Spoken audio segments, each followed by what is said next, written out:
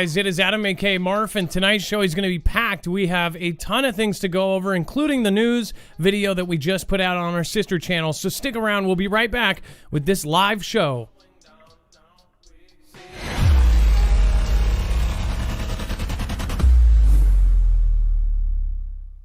Nothing in the show should be considered legal, medical, or financial advice. The views of the callers can differ considerably and do not necessarily reflect my opinion, Dex's opinion, or anyone else who works with the show. You should always do your own research and consult with professionals. The internet is full of fake news, so please take everything with a grain of salt.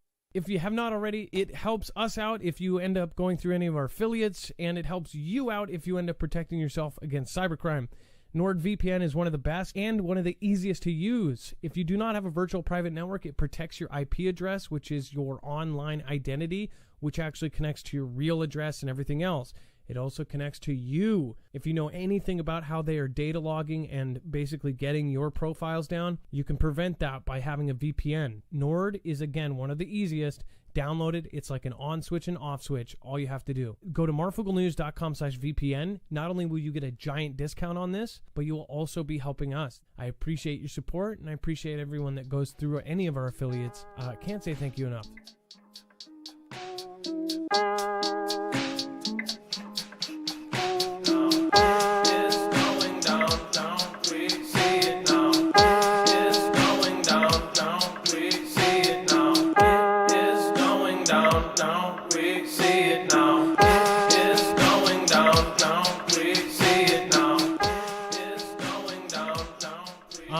What is going on, guys? It is Adam, aka Marf, and this is Marfoogle News. We have a ton to go over in a short amount of time, so if you're new to this channel and this show, we actually back up every single article, tweet, video, document, picture that we show you here today over on marfooglenews.com. Now, if you go over there, in fact, the link is down below, you will see it's very easy to navigate. It's all navigatable by thumbnail. So just look for this thumbnail.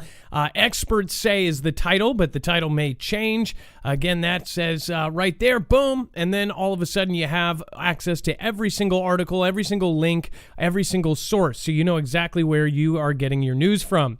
If you do want to support us in any way, over on the right-hand side is, of course, PayPal if you want something read out during the show live, or any of our affiliates, such as NordVPN. Of course, we have Patriot Supply at the very top, and then, of course, EMP Shield. So make sure to check those out. And then down at the bottom is web-only content. That's basically stuff that is too hot for TV. That is when you find this yellow bar. Everything past that is basically too crazy for us to cover here, or too far to one direction to actually cover as neutral as possible. I consider myself and Dex as media analysts. We look at what is going on and we tell you what we think is going to happen. So stick around. Tonight's show is not going to miss any punches here. I want to thank Diane Moses says, don't forget to hit the like. Thank you, because I always forget to actually suggest that. So thank you. And then Simply Pony, thank you for being the last one out on that last show. Let's bring in my co-host / internet brother, Dex. What is going on? Dex James, everybody. Well, hello, Adam, and hello, Foogle fam. I'm doing just fine. So we have a lot to get into, but I do want to touch on what I actually went over on the other sister channel, Marfoogle News. The supply chain crisis is unseen since WW2. Now, as far as my opinion on this, I believe that there is something way worse than, say, a shortage, and that is that we are starting a conflict with China. There's many reasons I think this. It is pretty obvious that we are drilling very hard, and so are all of our allies, to be in some sort of massive conflict. We've had massive drills. The last one was in 18 different time zones simultaneously. They're drilling to land planes and, of course, A-10 Warthogs and C-130s on highways. That would be in case we knock out all of our bases. And then, of course, we've moved the Iron Dome system for the first time to Guam. All of those tests. There's a lot of firsts happening. But essentially, the message of that video, make sure to go over there and check it out. Get your stuff now for Christmas, because there won't be stuff on the shelves, and that's not an exaggeration. That's not like fear or anything. That's the reality of this shortage, and we told you it was coming. Now, experts are actually backing it up with numbers. The numbers are just as bad as they were They compared it in this article to when there were adversaries sinking, adversarial submarines sinking commercial ships. So instead of actual conflict and them shooting the trade ships, they're just not leaving and they're not coming in. Again, really, really crazy stuff. I'll talk about later what somebody commented to me, which I thought was a little bit weird. I don't know if it was something a little bit off, but we'll talk about that in a bit. Two old people on a couch says, not worried about Christmas because Christmas is about Christ. We need nothing for faith. I totally agree with that. As far as though the kids this year, over the last 2 years have gone through absolute heck. And I would say that, over these 2 years, they probably deserve a really, really good Thanksgiving and a really, really good Christmas. Make sure to see as much family as you can for the kids. Like if they have cousins, get their fun in, because kids are losing their childhood fast. They're having to grow up incredibly fast. And now politics are being pushed on kindergartners. So again, it's probably a good time. There's one day a year where you can sit down and have fun and open toys and stuff like that. Not everybody's able to do that. That's why we are actually going to try to help at least a family this year. We are going to encourage everybody to do so as well if you have the ability. All right, and then this first article is from The Sun. It says, I saw a UFO firing 4 beams of light at nuke missile we launched from secret airbase. Now, this isn't some average Joe or somebody who lives in Florida. This was a Air Force lieutenant. Again, this says a former Air Force chief revealed today how he saw a UFO firing 4 beams of light at a nuclear missile well in the fringe of space. It says, speaking at a bombshell press conference today, ex-first lieutenant in the USAF Robert Jacobs told how he actually caught on camera a flying saucer-like craft circling the dummy warhead during a test flight, but was ordered to never speak of what he saw. Now, this guy who looks like one of the guys who rips his masks off in Scooby-Doo is actually the lieutenant that said this.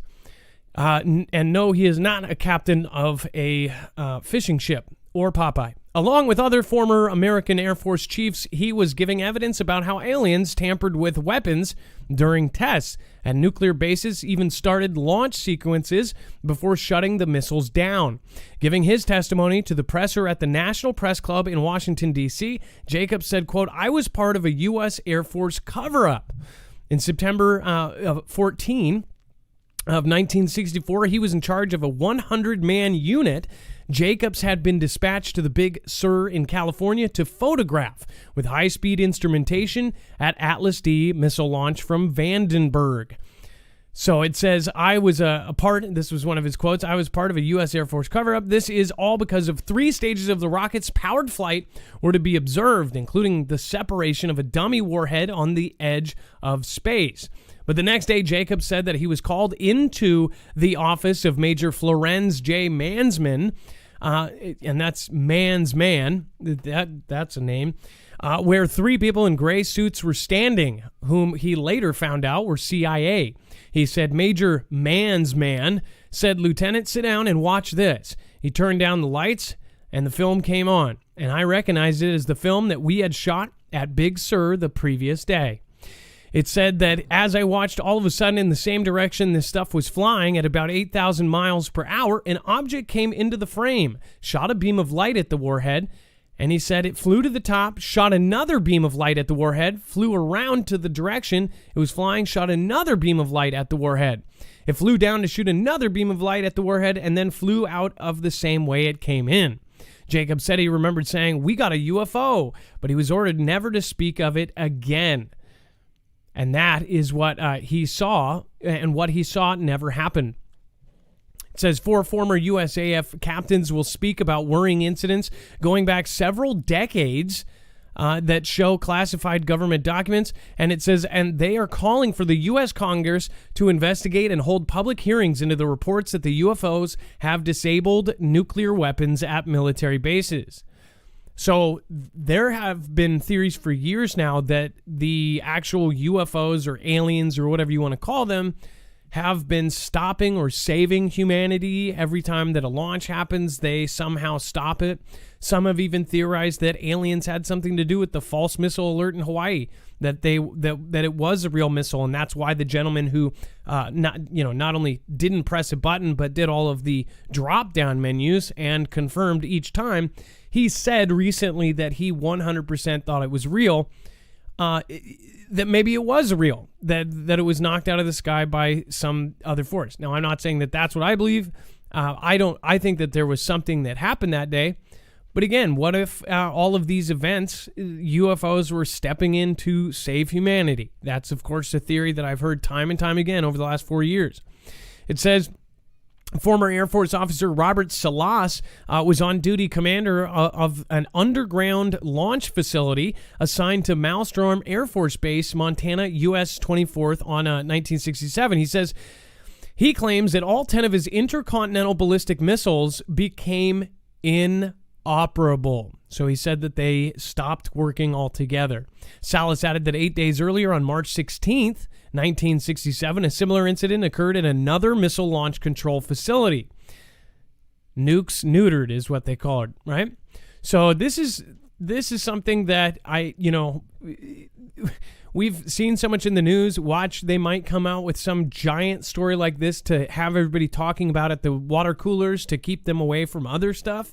Such as China not sending a thing out on any boats, basically closing down all exports, and the fact that people need to be focused on the fact that China makes 90% plus of our antibiotics. That shouldn't be focused on, but this will.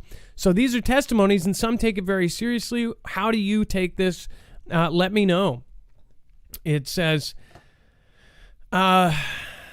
It also says that on another piece, it actually says that some are questioning why he would come out now when others, and he says that basically he doesn't have anything to lose. He's getting old. So again, what do you think? Do you think that this is a distraction? Do you think that this is real?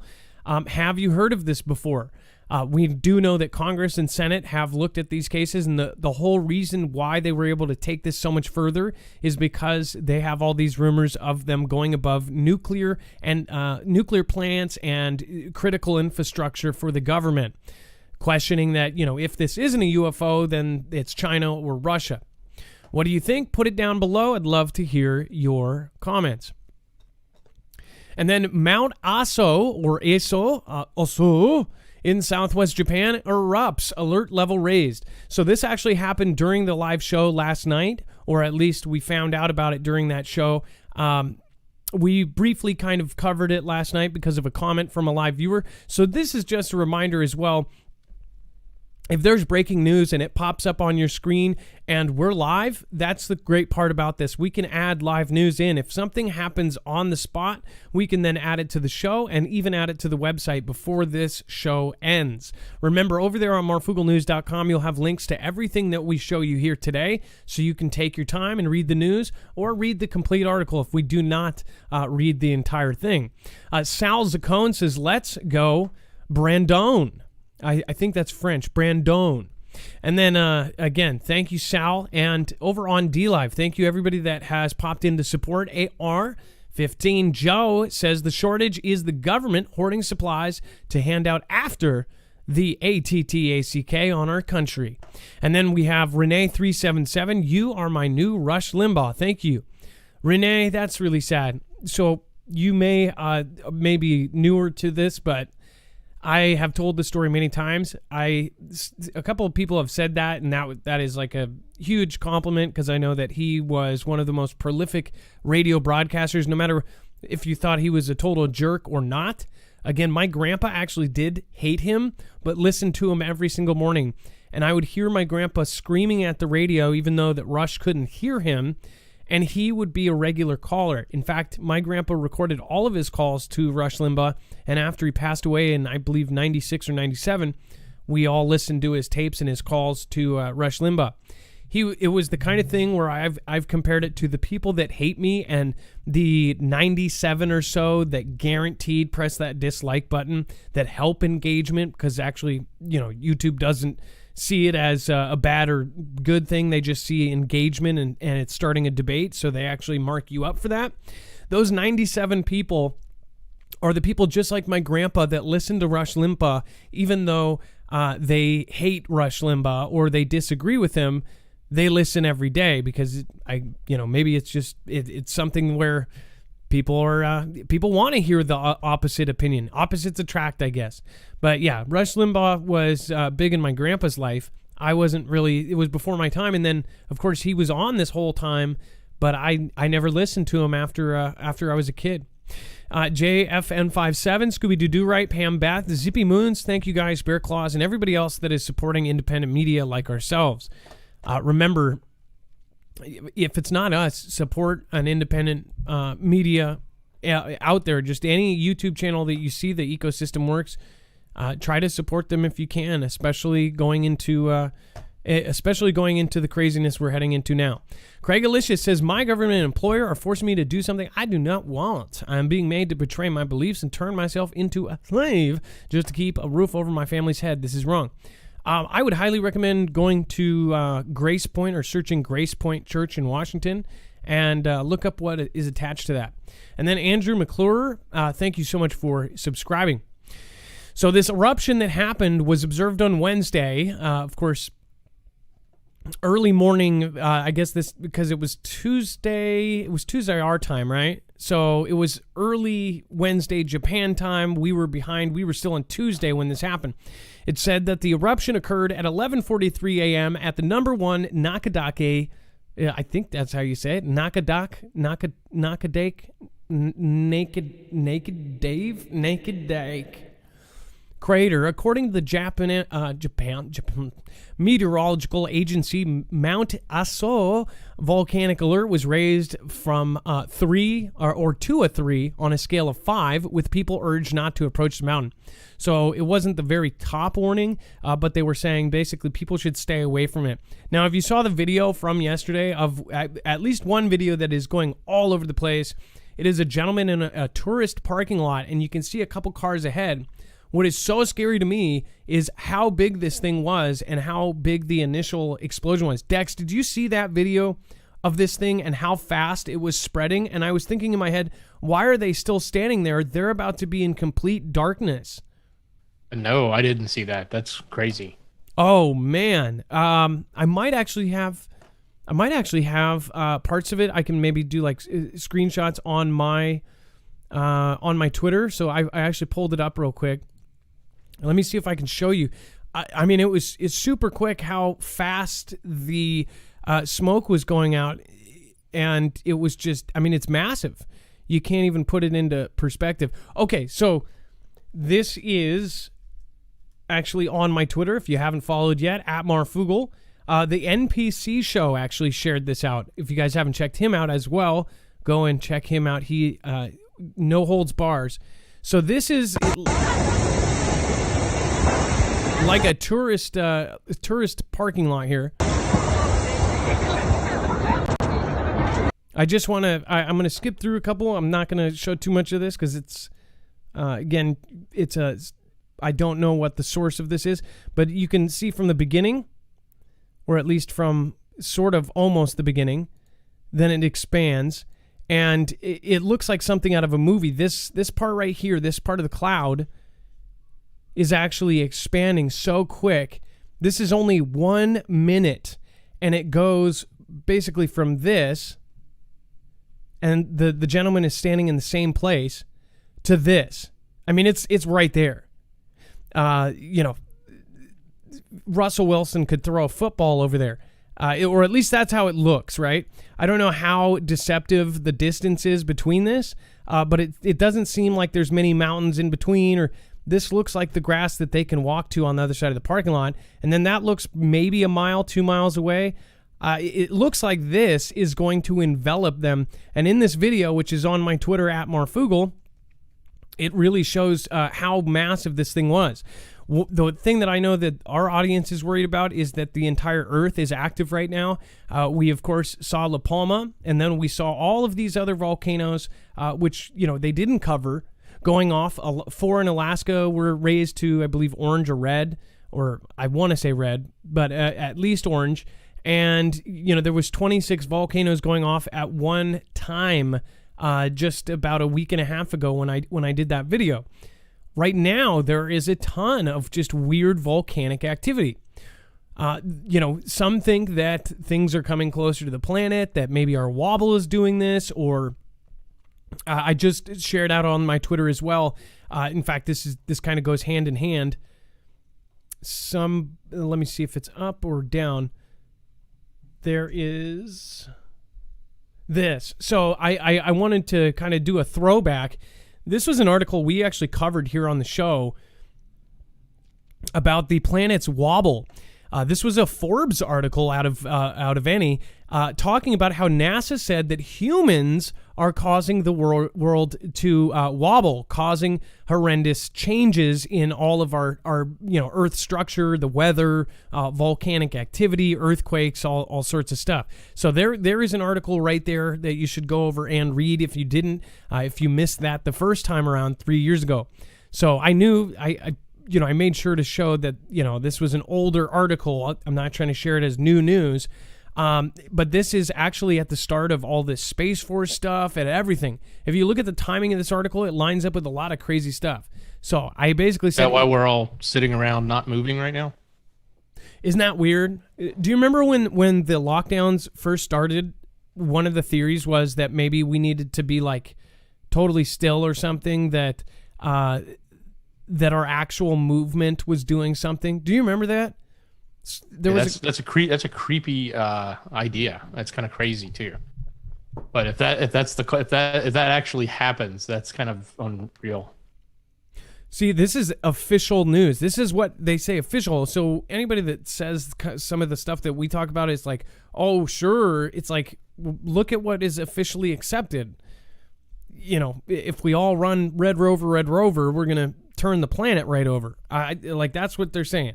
So go over and check it out. Read the article. See what you think. It's over on my Twitter at Marfoogle, at MARFOOGLE. And then lots of great other videos. I've shared probably about 20 things today, so lots of stuff over there. Seth Covington, thank you for your support. Thank you for massive support. I didn't even put a comment there. Most likely a super sticker, so thank you. And then Craig Alicious, again, thanks. So Dex, there's another. So on top of Mount Aso, do you also want to add something to the supply chain crisis? And then China's power issue may make the global car shortage much worse. Well, yeah. I mean, when you talk about car shortages, we thought it was all about microchips, but apparently the power issues that they've had in China is causing them to conserve power and shut down certain industries. And one of those is magnesium production. And surprisingly, they produce about 85% of the world's supply. And it's apparently a very important component to, aluminum alloys and other parts that are in the manufacturing process of vehicles, whether it's a body panel, fuel tanks, brackets, brakes, axles, etc. So if you can get your hands on chips, you may not be able to get your hands on the raw material to make these other parts. So we may have yet another compounding issue on cars that are going to prevent us from having new automobiles or these plants being able to make new cars. And this is just another one. When we talked about the antibiotics, 90% of the active API ingredients, the active pharmaceutical ingredients in antibiotics are made in China. 85% of the world's supply of magnesium is made in China as well. This is like, why would you let your adversary, somebody who eventually is not going to be your friend, somebody who is a actual, communist nation, why would you let them control this? It doesn't make any sense.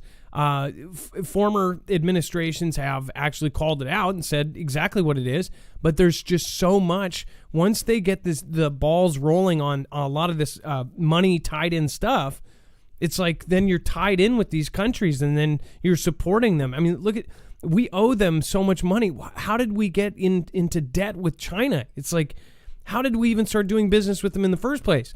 Another thing that a lot of people that are not paying attention don't know is that China, their citizens before 1979 did not have the ability to really make money for themselves.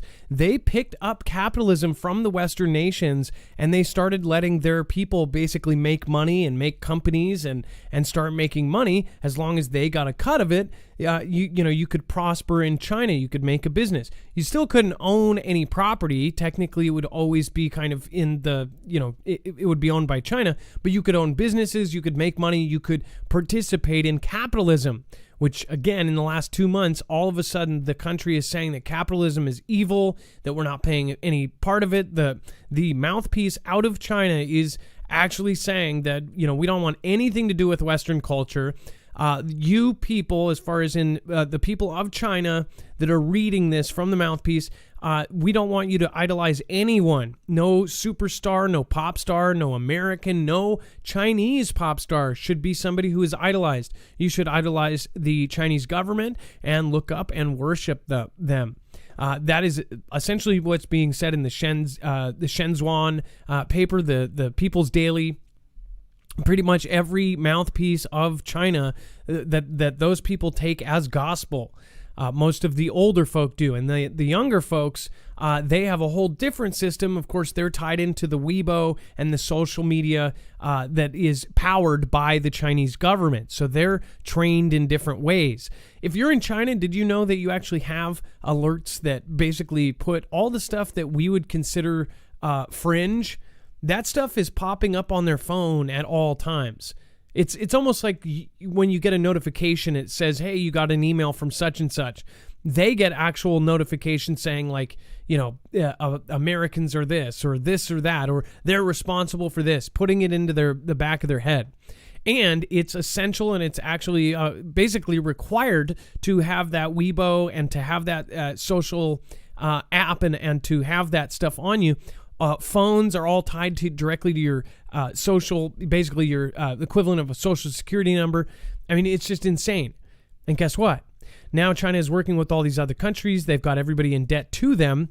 And now they're holding a ton of cards. And people are still thinking, they're backwards, made in China kind of stuff. But that's not the new China. That's the old China prior to 1979, and then they slowly built up this just absolute crazy, set of money. They are, besides the United States, the richest country. Only third to that, all of the world's countries combined, besides China and U.S., actually the third country is BlackRock Capital. Yes, that company actually has more money than all of the other countries besides China and the U.S. combined. All of the GDPs of all of the countries in the world besides China and, of course, the U.S. have that. And guess what they're involved in? They told everybody to invest in China. So you got the third richest party there totally on their side. So you've got the money of China, and then you've got a whole shadow set of money that actually, I guess you could say, is supporting both. And you probably helped support BlackRock, by the way. If you have a retirement plan, most likely your company has gone through BlackRock to invest it. Pretty crazy. They control more money than any other investment firm in the world. And they own parts of that thing that what's his face was, quitting his job over. They own at least parts of two of them, massive parts. And then we've got Chocolate Diva. Thank you for subscribing. Welcome to the Foogle fam. Make sure to welcome Chocolate Diva. And then Lord McCormick says, it's bad in the UK. No diesel, meat running low, and every day on my school run, see tanks and heavy mech being moved. Entire Royal Navy is at sea, ? I would love if you could get me video of tanks and heavy mech being moved. I believe it. I know that it's happening here. We have video of helicopters in formation in multiple states. They're running drills every single day. They are now talking, and they're going to be adding surface-to-air missiles around major infrastructure all over the country. It's kind of like, wake up, people. It's here. Classy in Yeshua says, the People's Ledger, INL, is live 9 hours ago, getting rid of everyone's accounts. People's Ledger. I will check it out. Stephen Benoon is off camera, just a really gentleman, One of the politest, nicest guys I've ever met. He's the same off camera as he is on. He's Stephen Benoon. He's him. If you guys haven't checked out INL, go over and check it out. Subscribe and say hi. And then we have Seth Covington. Again, thank you for your support. So magnesium, everything else that's going on here, it's just absolutely stupid. It's just stupendously idiotic that we have that much dependence on China. And then in a first, surgeons attached a pig kidney to a human, and it worked. Dex, what do you think about this? Would you ever use a pig kidney? Yeah, in our last special, we were talking about genetics and what were being done, and we were talking specifically about military, but we mentioned the fact that, there's all these things they're trying to do for health, and this is one of them. And no, I don't know that I'd really like to have a pig kidney, but the notion that we do need organs for people, there's a long list of people that are waiting, and we know what other countries do, like China, when they need organs, right? Allegedly. But in this scenario, what they've done is they have used a genetically altered pig to have it grow an organ that could be used, and they put it in a human, and it worked.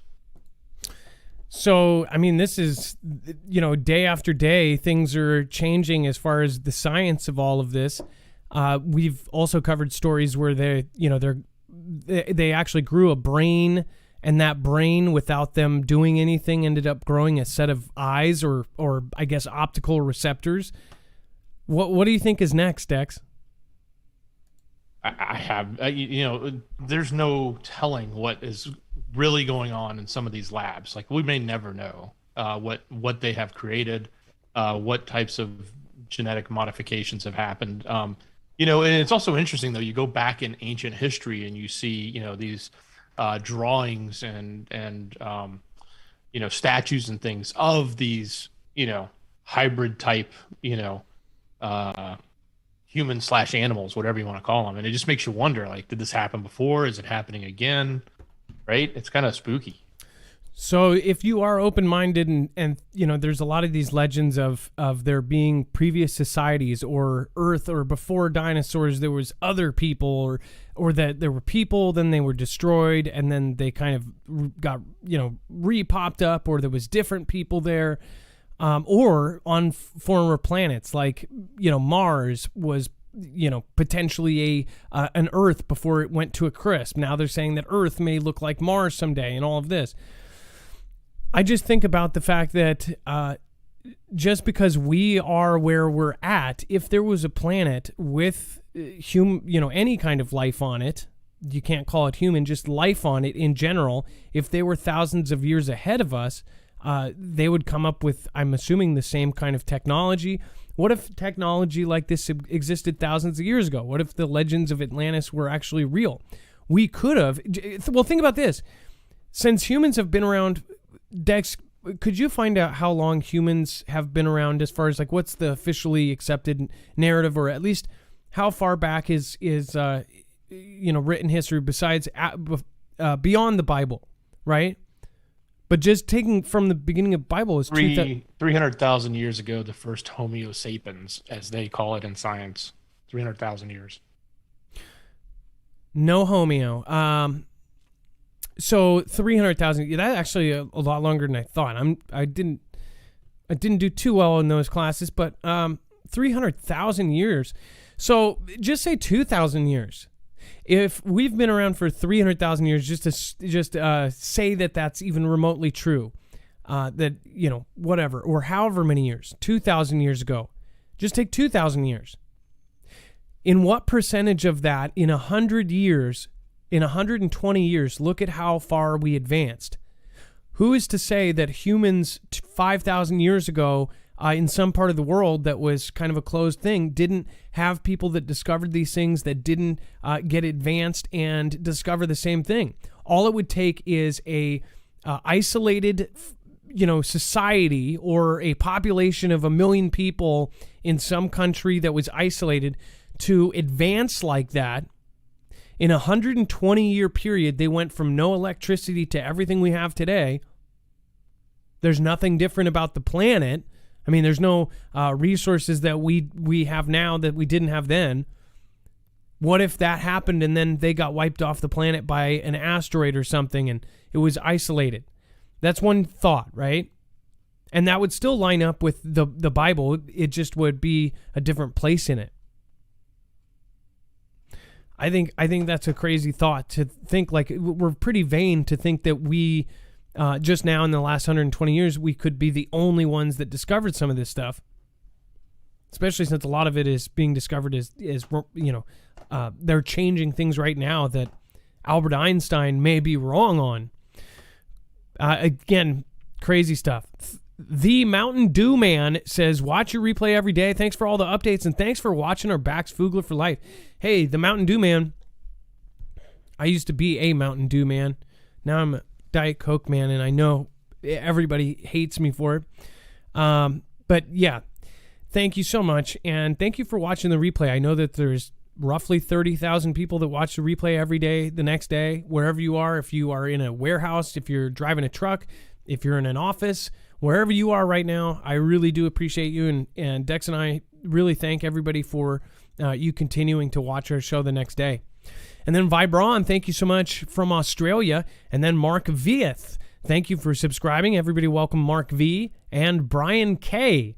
And it looks like Rain on Fire for God. Thanks for subscribing. I appreciate you guys. So as far as a pig kidney to a human, I think that just we'll watch this over the next couple of years. We're going to see a whole lot more. My name is Tom Homan. I'm the former ICE director under President Donald Trump, and I'm here to ask America to wake up. You can protect yourself, and at the same time protect this great nation. The threat of electromagnetic pulse is real. EMP. If you don't know what it is, look it up. It's a matter of life and death. I'm actually going to show you something right now. That was Tom Homan, of course, former ICE director. He's talking about how he has shown publicly, and he's told publicly, that this is a huge worry in the government as far as what is happening right now. If you do want to protect yourself, I would highly recommend going over and checking out EMP Shield. This is not only a family-owned, veteran-owned, 100% American-made product, but it's also one of the only products that's been used by DOD, DHS, and now the DEMSO team helping protect the government and military. It's military tested by Keystone to actually survive all three phases of an EMP, E1, E2, and E3. They actually did up to 40 tests without any degradation of any kind of damage to it. So make sure to go over to marfooglenews.com/EMP if you do want to protect yourself not only against an EMP, but also against a solar flare. A Carrington level event will happen. It just depends on if the country or if the world is ready for it by the time it does. They say it happens on average every 150 years. It has been 160 years since the last one. The last one, if it hit today, we would be in a lot of trouble. They say that if something like this happened and our entire grid went down, 90% of us would perish. That wouldn't happen if everybody had this. In fact, if the entire planet had this, we wouldn't have an issue. But of course, we don't. So it tells you where their priorities are at. Again, there is a contest running right now. We have begged them time and time again to do contests. We believe they said that this was going to be their last. And it's not because they don't want to do it. It's just that they've done 9 prior contests, and they've given over $10,000 just to the Foogle fam of product through their giveaways. So there's no purchase for entry. You can enter multiple times. In fact, you can get in tons of entries by the time it ends. On our website, you'll see that there's a thing about halfway down, right above web-only content. That is an entry.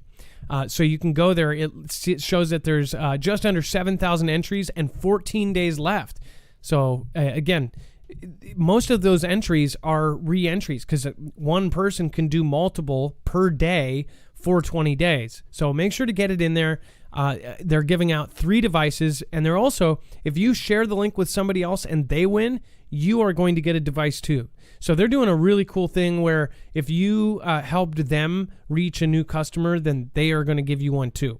This is a device that will save lives if this happens today.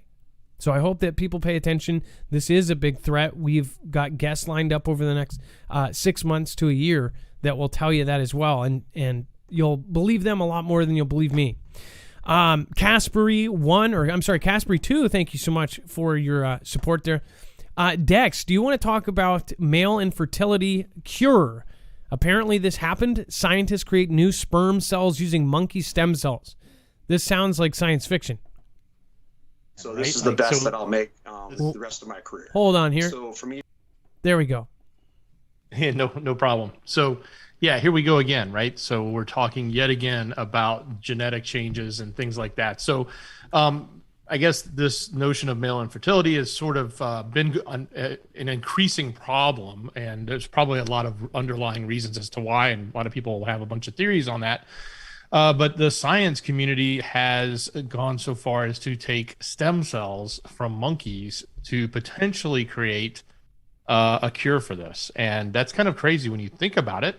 And the question I want to know is, would you, as much as people want to have children, and everybody, and a lot of people are, it's part of their life is to procreate, would you want to use something that was from a stem cell from a monkey that creates the ability for you to have children again? I don't know. What do you think? I don't know. I don't think so. And but here's the thing. I have 4 kids. So I had no problem. I can't put my heart with someone who has desperately wanted children, and I know why they want children. Children are a blessing. I know there's a ton of people out there that, they actually will never have kids, and they're like, that's why I don't have the people. And I know there's some of you out there, and I know, no worries, I get it. They go, they see a screaming kid, and they're like, that's why I don't have kids. But what they don't see is all the most wonderful things that happen. It is a whole experience in itself being a parent, and you have those bad moments, but there's so much good, so much amazing. I mean, Dex, wouldn't you agree? So, especially when they're little, just the things that happen you remember for the rest of your life. Oh yeah, and then you get to do it again with grandchildren, but you don't have to deal with when you're done, you can send them back home. Like, I've had enough. I'm going to go have my time now and send them on their way, right?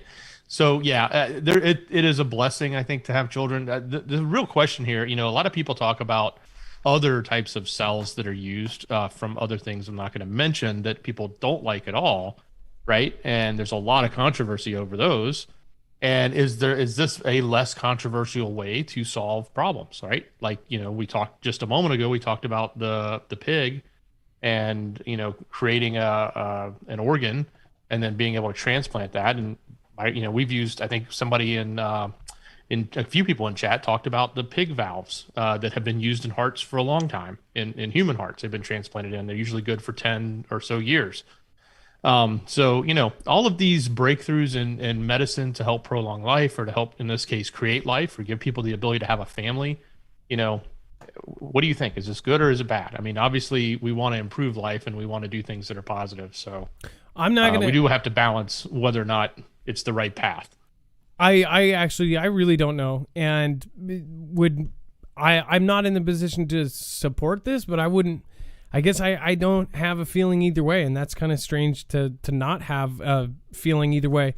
What do you guys think? I would love to hear your thoughts about this in the comments down below, especially all those replay watchers. If you're listening in a warehouse or in the truck or in the office, put what you think. I'd love to hear what you think, especially to hear the viewpoint of somebody who cannot have children.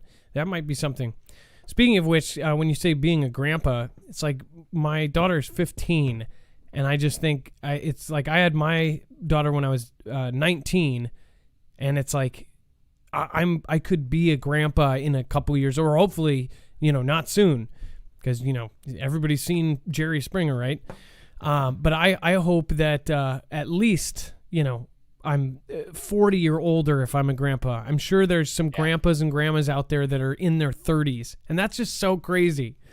I'm not there yet either, but I very well could be, and it could happen. My kids are much older, but yeah. Well, do you know what I mean? Like my daughter's smart. She won't have a kid at 15, but that happens, and it's like there's grandmas that are like 30 years old. If a woman has a child when she's 15, and then her child has a child when she's 15, that's a 30-year-old grandma. That's just so crazy to me. It may be crazy in today's society, but rewind a long time ago, it was probably very common. Or in France. Just France. And then, so we did hear this rumor that that Zuckerberg was talking about renaming Facebook. I see many reasons why they would do this, and one of them is because Facebook has gotten a bad rep, because it has a bad rep. People don't like Facebook.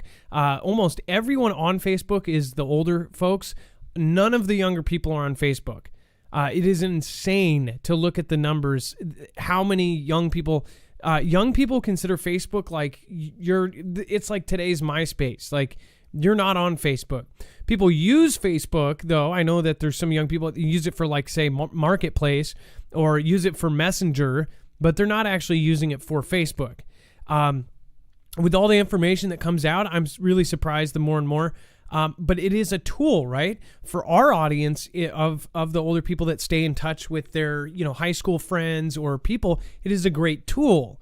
It's also a great tool for organizing, or at least it was before the U.S. government said they were directly working with Facebook, trying to, find people out. So I'm really like seeing like the way that things have happened and the way that things have come out and the whistleblowers that have come out. It's really nuts to say that this thing is going anywhere unless it makes some major changes. Now, I believe it was Mark Dice who did a video and showed a clip of an actual employee that was a content moderator for Facebook, and he goes over how he essentially does not believe that Facebook should be doing as much moderation as possible, or that there's a line between freedom of expression and freedom of speech and content moderation. And he says, where does it land in the middle? He says, I don't believe that they should have the power that they do. And this was put out by Facebook. So Facebook actually put out a thing basically saying that they are not, they're too restrictive. And then the guy in this like interview put out by Facebook talks about altering Section 230 and whatever else. So why would they do that? Well, Mark Dice said it well, is because they can make it so where there's certain things that you won't be able to touch because they'll just be able to kick you off. It would change into something completely different. Now, it says that go ahead. Let me ask you this real quick, Adam. Do you think, we saw this actually happen, I believe it was around 2015, when Google changed the company structure to Alphabet, right? And then from there, Google became a subsidiary. And from underneath the Alphabet umbrella, then they started doing a whole lot of other things that may not have necessarily lined in with what they were doing under Google, right? So I'm just kind of wondering, like, where is Zuck taking this? Is he going to follow that approach to sort of rename and treat Facebook as the app, and then start doing everything else under this new name? And is he trying to, or is he literally just trying to rebrand something different because he's making a major shift? I don't know. We'll find out. Eventually it's going to happen. They're talking about it. We don't know when. Basically, what you're saying is to make a bigger umbrella, and then he'll do kind of what they did and branch out so they don't look like a monopoly. But then, of course, it's this big circle of this. What is it? It's called like non-singular ownership or something. What is that called when? What do big corporations do so they can public holding company is what Alphabet is a public holding company that then has subsidiaries underneath it. There's a way I was thinking, I can't remember the term for it, where they are not considered a monopoly. They're separate. They're different companies, but then somehow they can be on each other's boards and they can work kind of in chorison, but they're completely separate. Great video by Zarel Amore, I believe, on BlackRock. Great video. I shared it over on my Twitter. Make sure to go over there and follow today. Jack Dorsey mocks Mark Zuckerberg's Metaverse plan, saying it's dystopian. So this is Twitter Jack Dorsey saying that Zuck's Metaverse is dystopian. That's big coming from... he's jelly. Why is he turning into this monk hippie dude? His congressional interviews, I'm like, this guy is like straight up just like hid the bong out of sight. Like too much ayahuasca. Like he actually hid the bong and put the cactus or whatever he was smoking out of the camera, and then was like, yeah, well, I mean, we're doing what we're doing, man. It's like, this is, movies and shows. I think even Black Mirror made a thing like making fun of this kind of type of Tsunami, the Free Guy, that new movie with Ryan Reynolds, the CEO of that company. It's like, he's like, he's just, they run these just nasty companies that are doing the worst things in the world and just closing down people. And they act like they're just, these great people. I don't get it. It says Twitter CEO Jack Dorsey has made fun of the Metaverse, a concept Facebook CEO Mark Zuckerberg has been pushing as the future of both Facebook and the internet at large. One thing Twitter will think about is like, you're going to be using Twitter inside of the Metaverse, right? It says a Metaverse refers to a future version of the internet where instead of accessing the web through laptops and phones, people will use virtual reality or implants and augmented reality devices to enter a virtual space. It says Dorsey indicated late on Tuesday that he thought the idea was dystopian. But this is happening. By the way, I was shocked to see that, as many of you know, the views on a lot of YouTube programs are actually greater and bigger than daytime television or even news. In news, it's actually a lot like, somebody like Mark Dice always says, like, he's a guy with a laptop and he does better than what's his face that he's always fighting with. Who's that guy that Dice is always fighting with? The reporter and author. Anyways, he sold more books than him. The chat will know. Anyways, but it's like, the crazy part is now they're bringing in virtual reality, and I see it in TV. There's kids TV on the Disney Channel on Disney XD, and they're trying to copy the people that are doing YouTube videos. So if you've ever seen a gamer that sits and does a live stream, just like this, where he's doing VR, there's a ton of them here on DLive on YouTube, where they're playing and their characters and they'll have huge views, a lot of viewers, 5,000 viewers, 10,000, 20,000, 50,000 viewers watching them play virtual reality, and you see them actually doing it in a small screen, and then you see the game that they're playing and they talk. Well, these producers see this, and these directors and these big corporations of film companies see this, and they want to replicate it. So they grab this stuff and they go, oh, well, we can make our version. That's why you're seeing these toy commercials in between YouTube videos that are like kids playing with toys, just like Come Play With Me or any of these humongous YouTube channels. They're trying to replicate it and they can't, because they actually hire actor girls and they're like, I like you, you like me, let's play with LOL. And then they have effects and they have all this stuff that YouTube channels don't, because they can't go. They're like, how could this be so simple and be beating us in ratings? With this is all going to be part of it. They are pushing it very hard, and they've got big money into this. Well, now Disney XD is actually showing these gamers like Markiplier and Jacksepticeye and all of these people, and they're making them mainstream stars because they're trying to port it over to keep people on TV. But what is going to happen is they're going to bring you into the metaverse. You're going to be virtual reality, augmented reality, and all of this is going to be blended into one. And you think it's not, but it is. This is something that even grandparents that now are like, I won't be doing that. Watch, they're going to put something on it that's going to make you have to do it, or you're going to be missing out on something. You're going to be missing out on something all of your friends are going to be talking about. An experience that can't be beat, or money. There will be money involved. There'll be something that, an easy money kind of thing. And you'll be hopping on. It says a Twitter user tweeted about Zuckerberg's metaverse ambitions, mentioning the term was first coined by the science fiction writer Neil Stevenson in his 1992 novel Snow Crash. The user said it originally described a virtual world owned by corporations, where end users were treated as citizens in a dystopian corporate dictatorship.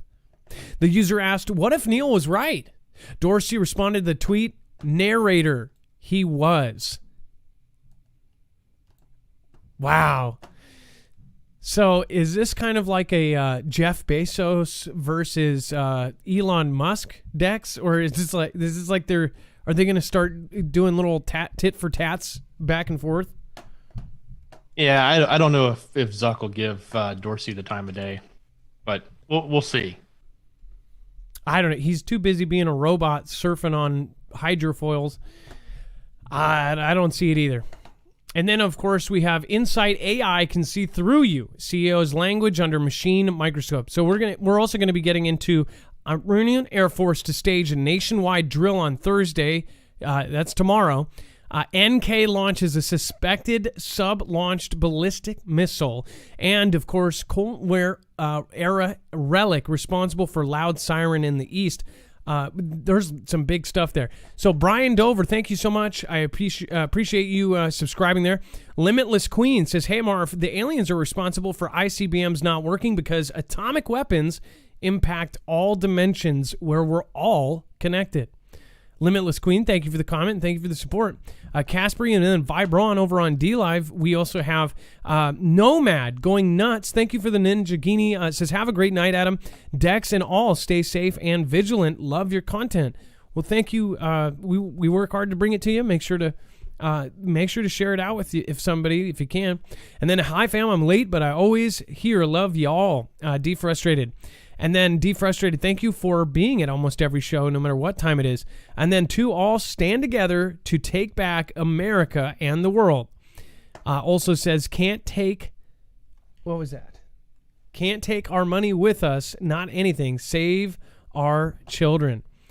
It's kind of how Japan thinks of things. Nomad End Times, what is going on? It's nice to see you here, and the end is near in the same show. And then Quantum Cat and Straight to Jesus says, thank you, Marf and Dex, for all you do. Hey, thank you guys. And thank you for going above and beyond and supporting us. Quantum Cat, thank you for gifting out Marfia badges to the end is near. And then everyone that has that purple badge, I really appreciate you. Nomad, you're gifting out badges. And then Earthwoman, congratulations on that. And then AR-15, again, thank you, and thank you. So going into the AI, Dex, I'm gonna let you explain this. You were in different tech companies and you understand kind of how they think about this. Yeah, so here's yet another example of how AI was used, and this was just to prove a point. What they did was they analyzed what these CEOs were saying about the chip shortage back in 2020 when they said, oh, don't worry, there is no chip shortage. Everything is fine. But the AI was able to actually detect deception in their messaging. And then, of course, then here we have, as we fast forward to the future, we actually see that the AI was right. It basically saw through the BS that these people were saying and said, hey, there really was going to be a chip shortage, and they were just covering it up. So, the story is really about, okay, well, watch out if you're a CEO, they can use AI now to determine if you're BS in your audience, right? But I like to look at this and say, okay, look at what this AI technology is doing, and being able to read humans and read human interaction and vocal inflection and other things like that, which we've seen people do with body language and other types of tells. I'd probably go sit at the poker table and see it all day long, right? Especially the ones that are really good at it. But imagine, what else this AI type technology is going to be able to do. I mean, imagine if you put AI at the poker table, it'd probably clean house, right? But yeah. It's kind of strange how this, interesting how this is evolving. Yeah, well, and it would be unfair to many things. This is, that's why Elon Musk says he's more afraid of AI than nuclear weapons, because it is one of the most dangerous things. There's no oversight. There's no regulations as far as, where they can go with this. And once you involve this highly advanced AI, facial recognition, and basically all of our information, then you have a spot where all of a sudden you can cut the human control out of the equation. Especially with all of our infrastructure now, focused on this connection. Things used to be hard-lined and you had to physically flip a switch. Now things are hooked up through all of these online systems. It's very, very scary. If you want to finish the rest of this article, you can go over to marfooglenews.com and finish it up. And then we have no problem. Indiana recruits Chicago cops upset by the mandates. It says, with thousands of Chicago police officers at odds with the city's new mandates, officials in the neighboring state of Indiana are trying to recruit these disgruntled cops, some of whom are being punished for not complying. As of the October 15th, all of the Chicago Police Department's roughly 12,000 officers are required to get that thing or not work there. It says, hey, Chicago police officers, we're hiring, an Indiana State Police spokesman said in a tweet on Thursday. No V required. Lower taxes, great schools, welcoming communities. I'm going to pause, Dex, for a slow clap.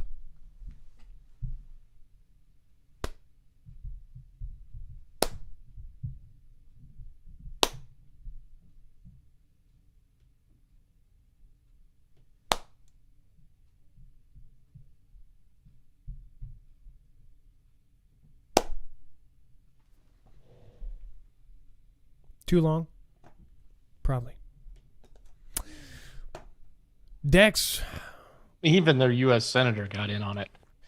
He said, welcome to Indiana in a tweet, and my office stands ready to help connect Chicago police. So, it's interesting as we watch, this is going to happen a lot between now and the end of the year from different industries, different organizations, federal employees or state employees or city employees, and whatever the rules come out and how it is applied and whatnot. There's a lot of ramifications to these types of things happening, and we'll continue to see what the shakeups are. But it's kind of interesting when you look at this, because Chicago's been in the news quite a bit for the last few days. We haven't necessarily covered it, but this kind of activity between one state versus another is kind of an interesting situation that you don't see every day, right?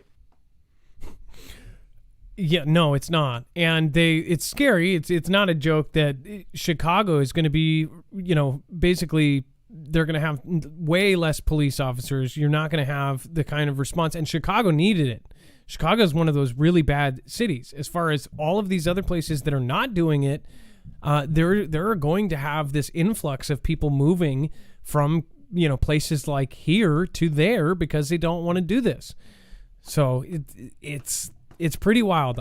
Dex, I don't know if you had seen on my Twitter, but I'm going to show you guys this because this is pretty, I guess, eye-opening. I took a picture this summer, and I don't know if you guys remember, but this summer, firemen were considered heroes along with all of these other, first responders. And I'm going to show you these pictures, and you're going to kind of see it was frozen in time. So this was downtown Seattle, and I actually first drove by, and then I walked, and then I asked for them to take a picture. They were literally sitting like this in these chairs. I don't know if they were drinking beers. It almost looks like Rainier's or something, but I think that is beer. I didn't even notice that I didn't notice that at all. So whether these are sodas or whatever they are, maybe they're off duty, maybe they're in between, but they're sitting in these chairs, and it was like 90 degrees out, and they're just hanging out and sitting by the street. They're all having a good time. They're all just sitting there smiling in front of their engine. And when you click on the full picture, actually, you can see the whole garage here. So let me zoom out. But these men were happy. They looked happy. They were hanging out. They were relaxing. Where I am is in the middle of downtown Seattle. This is in the urban skyscrapers, everything else. And these guys are just chilling. And they're chilling in front of their engine with the doors open. I mean, I just thought it was classic. I was like, this is so cool. The sad part, I believe, and this is what I've heard, that at least 3 are not there anymore. And they've been there for years, and they have left. And their boots are sitting on the steps of City Hall. A big thing happened where I don't know how many ended up showing up. You can't really get a guesstimate from the videos that are being shared. But you see videos of, at least 100 people in the frame are walking up the steps with their boots. And it's police officers and it's firemen. And they're all turning in their boots to City Hall because they didn't want to do this thing. So I just thought this was frozen in time. This is before they were being asked to do this. This was in between all of this stuff with this. But it was during CV. And they were considered heroes. This must have been a great time to be a fireman. Just fast forward 1 year, and you have a completely different scenario. And here's the crazy part. The second guy on the right here, I believe is the subject of a viral video right now, taken in Seattle. I saw it on Instagram, and it was essentially him saying, I've never made anybody sick. I've always followed regulations. I've always gone to the T. And now I am not going to be working here anymore. And he did this video, and it's all over Instagram. So I think it is this gentleman. I don't know, though. I haven't been able to compare them side by side. I saw the video, and then I couldn't find it. So if somebody knows what exactly video, he's standing in the doorway of the truck, and he's grabbing all of his gear, and he's basically saying his goodbye to his engine. But the rumor has it that 3 out of these 5 are no longer with the force. So historic fire station right there. Unbelievable. I hope that I can get a picture, this picture or the other picture, one of the best, on a canvas and get it directly and make 5 of them for all 5 of them. Yeah, that's a great shot, Adam. That's a really great shot. So, yeah, so we'll see a lot of movement as far as that. Yeah, no problems over in Indiana. And then we have Las Vegas Loop is expanding 29 miles and 51 stations thanks to the Clark County team for their great partnership and commissioners for the unanimous approval. So, Dex. This is from the Boring Company. And I think Elon had retweeted this as well. So this is what is this, that underground loop that they've been building with the Boring Company, and now it seems like they're publicly talking about expanding it. So a lot of people around the country are hearing these mystery booms. A good percentage of them have questioned if this big boom, these big booms, is somebody digging underneath. Are these explosions underneath the ground? Are they making bunkers, getting prepared for something, or just making some, DUMB or deep underground military bunker? As far as this goes, that's huge. They did tunnels 29 miles long and 51 stations. And this is all being done by Elon Musk's Boring Company. So Elon Musk has this company that's boring these deep underground tunnels, which are going to be so fast because these cars or whatever, they're going to be able to go 90 miles on these trips, and at one point they'll be automated and they'll just be able to do it very fast, get from place to place. But who's to say that these are the only places that they are actually doing it? They're pretty much involved with the government at every level. And I mean level like underground, on Earth, and in space. SpaceX is doing Starlink, which is not just internet. It's a hypersonic sensor for hypersonic missiles, and it's meteor defense. Now they've admitted that their part of Starlink is actual defense against hypersonic missiles. DOD has come out and said that Starlink will play a part in our future defenses. So that was something we called, 4 years ago, and now it's coming true. And now it's confirmed, and we have facts behind it. So with these tunnels, who's to say that these aren't being made all over the country by the same company, same machinery, just secretly? It's pretty crazy, though. 29 miles, 51 stations. Really, really crazy. Dex, would you ride in this thing? I mean, I would try it. It's riding in a car, right? Yeah, I think it'd definitely be an experience to see if it, if it's working, if it's like a colossal failure, no. But, if it'd definitely be a cool experience, taking off an electric car, going through these tunnels, letting the ride take you. It'd be kind of interesting. I don't know if I'd, give up my entire, driving privileges to only that. But yeah. Well, I mean, interesting experience. If this replaced, and why are they underground? Why would they focus on doing this? Are we not going to be able to live above ground at some point? I understand that this cuts away traffic and everything else because you're underneath. I just wonder, how much is this going to take over our kind of regular transportation? And it's so crazy because this has actually been adopted and people are going to be driving in Teslas. It's in his car. So no mistake there. Ben Dornbush, thank you for subscribing. Everybody, welcome Ben D. And then we've got Lauren. Thank you, Lauren, for subscribing. Fishing Tribe, welcome Fishing Tribe to the Marfoogle Tribe. And then we've got Deathwish says, is that Grace Point Church in Seattle or Bremerton? Actually, I don't know if it's in either. I want to say it's in like Puyallup, or Bremerton sounds more than Puyallup, but it's not in Seattle. It's outside. But what they do is they're going to give. They have a website that has actual documents that would help you have a legal leg to stand on with your job. So, in fact, we had a caller that called in with it, and I asked him. I said, do you regret actually quitting instead of being fired? Now knowing the documents are out there, and I think most people would. If you have documents that you would have them sign, then there's maybe some recourse if you do get fired for something like that. Charity Sullivan, because again, the liability is now on that company. There is no liability other than that. I mean, we're talking about things that have never been done before and are, by their own admissions, almost all four of the big top-level people from the prez to speaker, all these people said that they wouldn't be able to do it. They couldn't do it. It's not bindable, right? So make sure to go check that out. Charity Sullivan, time to take a stand, educate your children. That's a great suggestion, and thank you for supporting us. And then Ben Jammin, I believe I missed yours. So let me pop this open and make sure that I don't miss anybody else. In fact, I'll call you out. Ben Jammin Flyby, I believe, said something, so I'll make sure to get that. And then let's see here. Okay, and a reminder, right now, before it's too late, make sure to go over, they are still doing their sale over at My Patriot Supply. You can use our code to get $100 off on a 3-month supply of food. But not only this, it is great food. It's actual long-term storage survival food. So I tried 4 different companies. I tasted all the foods. I tasted at least 4 meals of different companies, and this one was the one I thought was the best.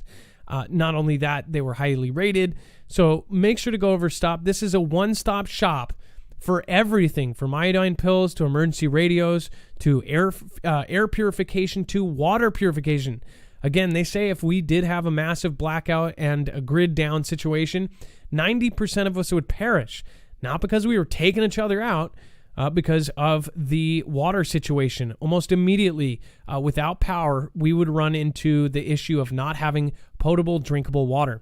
So you can get all of that and more over on marfooglenews.com/prep. The way that things are getting, and obviously from history and from even just the last 2 years, we know that companies like this have not been able to keep up to the point where they were not shipping anything out for 6 months because they had backlogs. Now, this company is big enough that they did not stop during that period, but they did end up like reducing their discounts. They ended up, doing all sorts of things to try to slow down the amount of orders. Everybody's got the same idea right now, so make sure to get stuff in while you can. If you can't afford stuff from this, and again, there's affordable stuff on here. In fact, there's, like the water purification system is the same quality, but yet, more affordable than a Berkey. So again, go over and check that out. Again, if you don't have the money to get 3 months of supply of food, I would highly recommend getting just a can a week or a couple of cans or $5 every Friday or every payday. Watch somebody like Survival Living or Alaska Prepper who does, payday preps. This is extremely important. Being able to survive on a dime, start now. If you stock up, get the right kind of food, you'll be fine. If you get the right kind of food, you'll have it for a long time. marfooglenews.com/prep. Again, go over and check it out.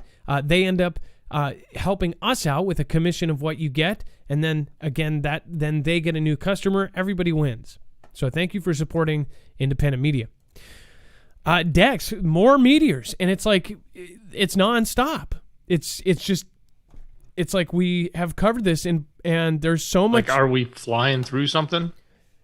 Well, I'll tell you this. Another article came out, and I was about to tweet it, and I forgot to, talking about how they did this. They do this annual twice a year conference, biannual, or maybe that's every other year. It wasn't biennial; it was biannual.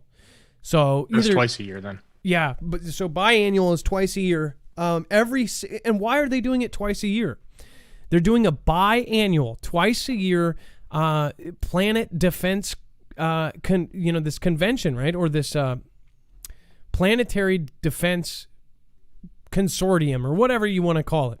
And this last time, they put this hypothetical situation of something hitting in Germany, and it was going to be a 105-meter wide meteor, and they asked the smartest and the brightest minds in the world to figure out a way to stop it, and they couldn't. Where they kept falling back on, and now all of a sudden these are biannual, so all of a sudden after just the last couple of years, now they're doing this all the time, and now they're really pushing it. They're actually doing tests and everything else. It keeps falling back on civil defense drills, evacuations, getting people out of the area. They have no way to stop it. And now we have, over the last 5 years, seen the sightings quadruple in all categories. And we've shown you the actual numbers behind this. The numbers behind these sightings and these fireballs coming in every category have quadrupled. So tell me why. Why are more people seeing this? It's not because, more people have cell phones. People have had cell phones for, 15, 20 years now. What do you think, Dex? Yeah, I mean, I don't know. I don't know what's going on in space, and I don't know if we're going into something and it's causing more of these fireballs to actually come into the atmosphere. I mean, we've always had, the occasional shooting star. You see, meteors way up, and you go out and you watch one of those meteor showers and stuff. But these larger balls that are coming through, these massive fireballs that we see in the sky, they're creating, huge booms that are shaking houses or shaking things. I mean, that's not something that, I remember as a kid or as a young adult. It happened all the time. But it seems like it's happening a lot more. And it's not that it seems like. We've shown the stats that they use to track at the American Meteorological Society. I think there's a website for this, and we've shown the charts. They have gone up year over year significantly. So it's not like this thing is just following normal patterns. These are going up. Very much so. Yeah, and somebody commented, conflict in space, or they used the W word, right? Who knows? Maybe that's why Space Force was put in play. Notice how they made fun of Space Force because of the president that was in charge when it was put in place. But after he left, it's not like they were like, hey, let's dismantle this silly idea of Space Force. Now they're tripling down on it. They're saying that Space Force is going to become one of the most important military branches there. I mean, this is the new generation. We are getting into the generation of this new era of space travel, of apparently, and if you really think about it, it's like, are we really going the way of Star Trek? Like, are we really going to be in space hotels and going to the moon, doing these space tourist trips, or do we have to? Did they find something out that was going to happen to Earth, whether it be pole shift, whether it be a meteor hit, whether it be, change in the weather and we're not going to be able to grow food anymore? Do we have to go? Seems to me like it's more and more like there's an event. We just showed you that William Shatner just the other day said on the Today Show, and it was like it was just, he didn't even blink when he said it. He said, what was his quote? He said, just think about this, this catastrophic event that we're about to have, or something like that. Yeah, coming catastrophic event. Think about this coming catastrophic event. And that was a day after Prince William publicly made these comments out of nowhere that said, you know, he was throwing down this space race people, Jeff Bezos and this. He's like, instead of trying to find somewhere else to live, let's fix the problems here. So saying that they are going to another planet because this planet is screwed. What is happening? Wake up, people. This is like, it's nobody believes it because the stuff we're talking about is science fiction. It's up until now, it's been in the movies. It's been on Netflix. It's been, you know, zombie movies and space cadets in space. Now it's real, or at least that's what they say. If it's not, that means they're doing this giant op. Either way, that's pretty scary. Crimson Zelios, thank you for subscribing. And then I did miss one. I believe I missed Benjamin on me. Or Ben Jamming, Fly By Me, says, it's called the American Dream because you have to be asleep to believe it. Shout out to my fiance. I love you, Zandra. You're going to make some purty babies. Zandra, you're going to make some purty babies. Not pretty. Just want to make sure that it's very clear that they will be purty. Thank you, Ben. Appreciate your support, and I wish you luck with the purty ones. And it looks like we have another person who popped in after a while. Vibron, thank you again. The Game Over, that's what it was. From Australia, did Game Over. I love that super sticker now that I can see it. And then Deathwish, I hope you figured that out. Either way, the Grace Point in Washington is the one, and it's really awesome. Classy and Yeshua, Seth Covington, Craig Alicious, Sal Zacone, Simply Pony, and Greg Anzalotti. I believe I missed you as well. Thank you. And then Diane Moses, before the show even started.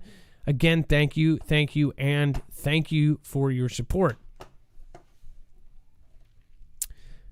Just to put out this one part, all of the media that talked about that fireball called it a mysterious fireball, briefly shot across the sky early Wednesday, raising widespread speculation about what it might have been.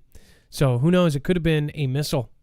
And then a Cold War era relic responsible for loud siren in East Sacramento Monday night.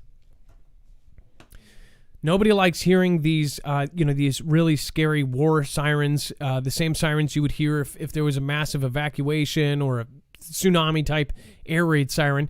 It says the Cold War-era relic was responsible for that loud siren blaring across several Sacramento neighborhoods for more than a half an hour Monday night. People had no idea where it was coming from. The late-night noise startled hundreds of people in Sacramento. It says, we opened the door and it was extremely loud, said Chris Karstens, a Sacramento resident.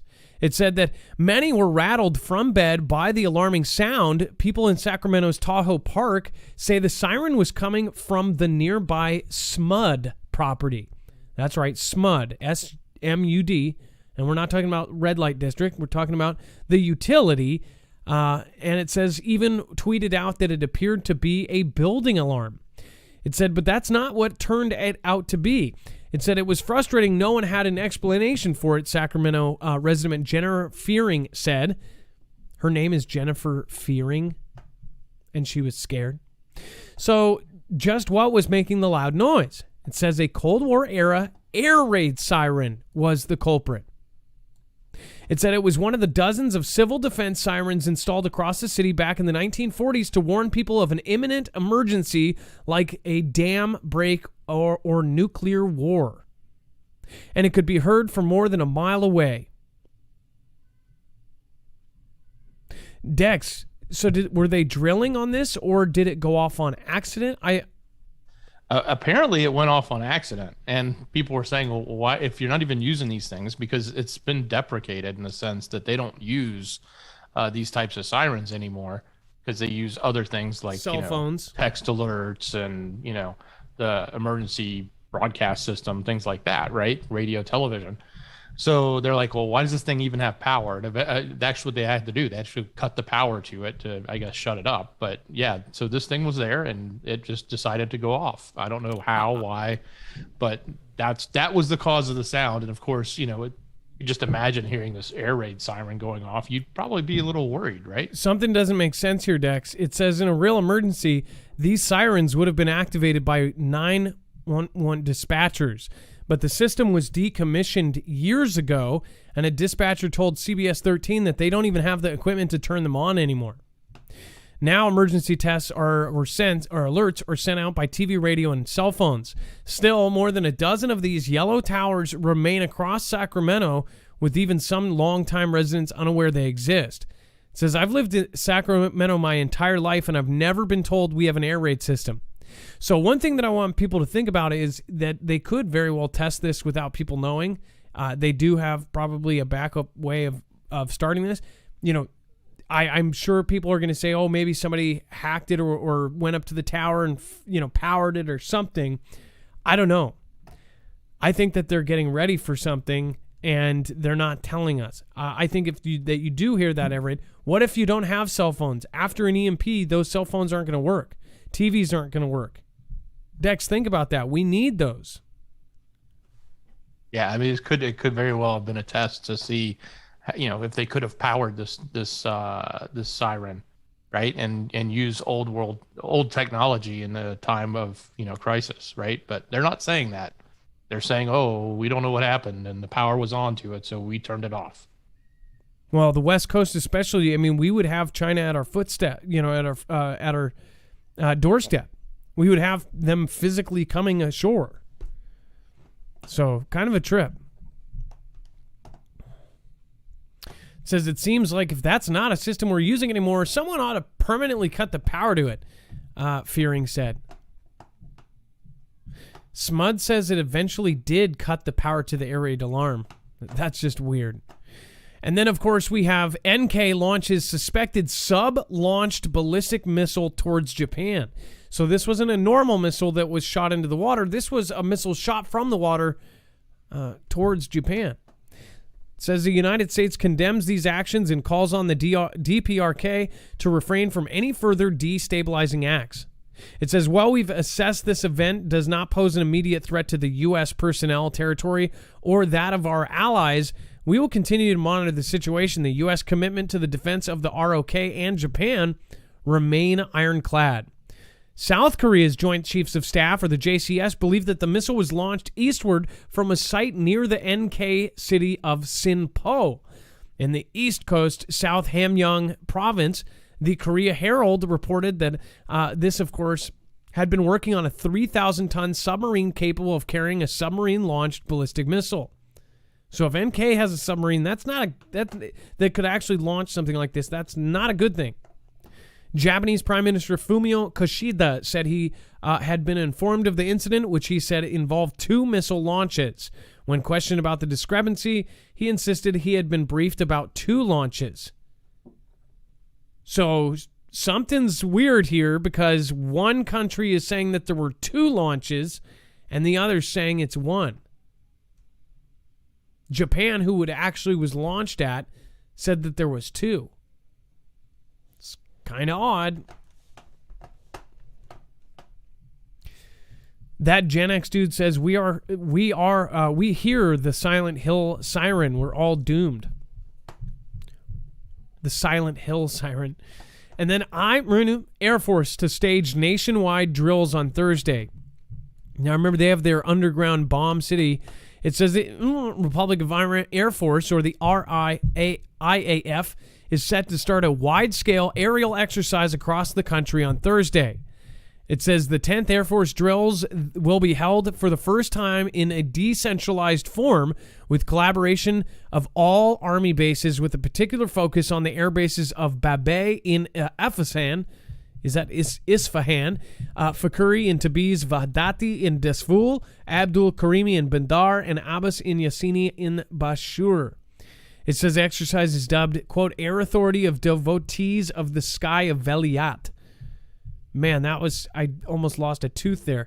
At the stage, dozens of fighter jets, boomers, heavy and semi-heavy transport aircraft, intercepting and reconnaissance aircraft, air patrols, and drones will perform the main phase and operational phase of the exercise for one day. That was Brigadier General Hamid Vahidi, commander of the Army Air Force, told IRNA on Wednesday. It says in this exercise, and by the way, I don't want anyone to forget that exercises some turn into the real thing, because under the cover or the guise of an actual exercise, you could pull off real stuff. And considering now China is locked and loaded and has a whole militia of fishing boats loaded with military dudes, along with civilian ferries turned into civilian carriers, military troop carriers, and then you have Russia lined up with all of their equipment and possibly more than 150,000 troops at the ready at the border of Ukraine. And then you have NK launching possible submarine launched nukes. This exercise could very well turn into something bigger than what they say it is. East Coast, West Coast, every coast. In this exercise, a wide range of manned and unmanned drone aircraft, including the Sukhoi 24, the F-4, F-5, F-7, RF-4, MiG-29, F-14, SIG, Boeing 707, 747, aerial refueling airplanes. Remember, we just tested a bunch of those. Weird tests with those, right? And transport and support aircraft, P-3F naval patrol aircraft with a variety of drones, including the Karar, Kain, Ababil, Arash, and Kaman, 12 equipped with rockets, guided missiles, long-range smart bombs, and radar disruptors are involved. This is basically their all-out drill. They're doing it like they're going to conflict number 3. And just remember, we actually did this weird drill with these air refuelers. They're getting ready for WW3, folks. Dex, do you have anything to say about their drill? No, just what you said. They're basically putting everything up, right? I mean, like if they were really going to start something on Thursday, they will have it all ready to roll. What if they were and remember, just a month ago, we covered that they are now directly teamed up with China, Russia, this whole thing, and India even. They're drilling together. And then we have Mr. Raw. Thank you for subscribing. And then James Fox, thank you as well. I appreciate you supporting me. Again, thank you for everybody that has supported tonight. Big shout out. I hope wherever she is, Gone Girl 777, I hope you are doing well. I hope you're doing better. Susan Donahue, hope you are doing well as well. Veteran Steve, we have, of course, some of our mods that are no longer around, have stuff going on in life. Big shout out to Jay Stone. I know she just got a new, really cool job. So, again, good luck with that. And then Trinity, I hope you're doing better from all the stuff that's going on. I'm praying for you. And everybody else that is in here tonight. Thank you. And again, put a M in the chat for the mods. They're doing an awesome job making this a great place to be. B-1 boomers deployed to Diego Garcia for the first time in over 15 years. The swing wing boomers are back at the remote Indian Ocean outpost at a time of rising tensions in the wider Asia-Pacific region. It says B-1B Lancer strategic boomers from the U.S. Air Force are back at the remote island outpost of Diego Garcia in the Indian Ocean. This is the first time since 2006. It says the, quote, bones were sent halfway around the world to the remote airfield for a Pacific Air Force Bomber Task Force mission, part of a relatively new strategy of unpredictable boomer deployments. The service has been implemented. They arrive at a time when tensions in the wider Asia-Pacific region are at a high, including the result of a significant Chinese activity in the Taiwan Strait. The Pentagon announced the deployment of B-1s and around 200 airmen to Naval Support Facility Diego Garcia, part of America's sprawling military outpost in the British Indian Ocean Territory. Yesterday, the boomers and crews are from the 28th Bomb Wing at the Ellsworth Air Force Base in South Dakota. We have covered so many movements in the last 2 months, I don't see how people aren't seeing. They're putting people all over the country and all over the world. Artillery to Alaska, Iron Dome to of course, Guam. People are starting to wake up. On a serious note, have a plan for you and your family just in case something does happen. It's just a responsible thing to do. Always try to have multiple meetup spots. If you know that one of the meetup spots is bad, Or if you don't, have a plan that if you go to your meetup spot and it is compromised, that you have a backup. Always have a backup, and, potentially, we have someone very close to us that now is in a better position than what they were, but they were a liaison between FEMA and the military, which means they were an actual military member that coordinates FEMA's response to the Cascadia subduction zone and the military's response. They had to have 4 plans to get to work every day. They had to have 4 memorized and done plans to get to work. People should have that, but at least have 2. Have a backup. And the reason for that is when a big event like Cascadia or an invasion happens, you might need to have 3 backups. Have a folder, put it together. Pink Flamingo, thank you for supporting. Kaboon and Victoria Morales, thank you for subscribing. Everybody welcome Victoria and Kaboon and Mr. Raw. Thank you guys. Welcome.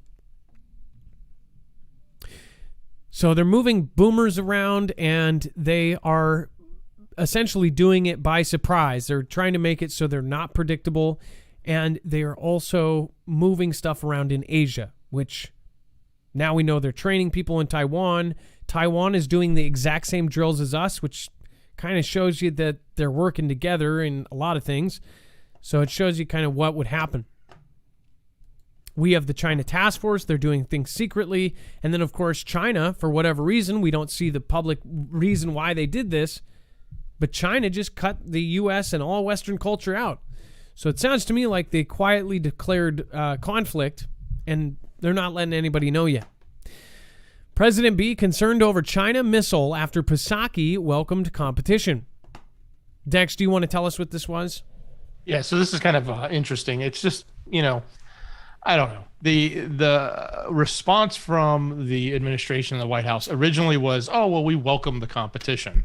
That was coming from Pisaki. And when they had to comment on the fact that this hypersonic test basically flew all the way around the world and, narrowly missed its target, so not really that far off.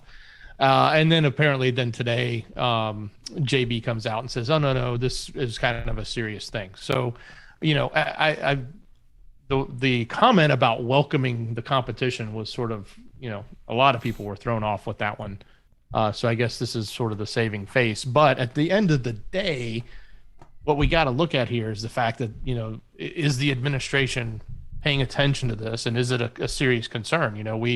We had, I want to say that they were a little concerned when NK did a hypersonic test, and they had that. So to not have so much concern when China did it was sort of a little bit of a, a question, like, well, why would you care for one country but not another?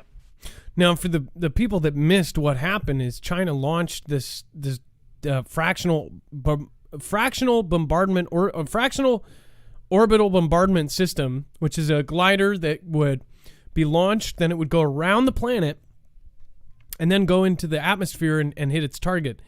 It went over us, and we didn't discover it until after it had done its thing. So it would have hit us potentially, right? If it was targeted at us, but it flew right over us and we didn't know. They denied it. We essentially proved what it was because it was a very specific thing. It didn't act like anything else. So this happened, and they said, welcome the competition. Yeah, that is kind of a weird thing to say. It's kind of like saying, like, oh, well, has any of this taught you a lesson? Well, he's dead, so it's like, okay there, Bill, that's fucking creepy. Let's be inclusive. Everybody should have FOBs, right? Exactly. Everybody should have FOBs. Fractional orb bombardment for you. Hey, check under your seat. There's a fractional bombardment under your seat. You too. You get a fractional orbital bombardment. You get one too. Check under your seat. Tom Cruise, check the couch back there that you're jumping on. You've got one.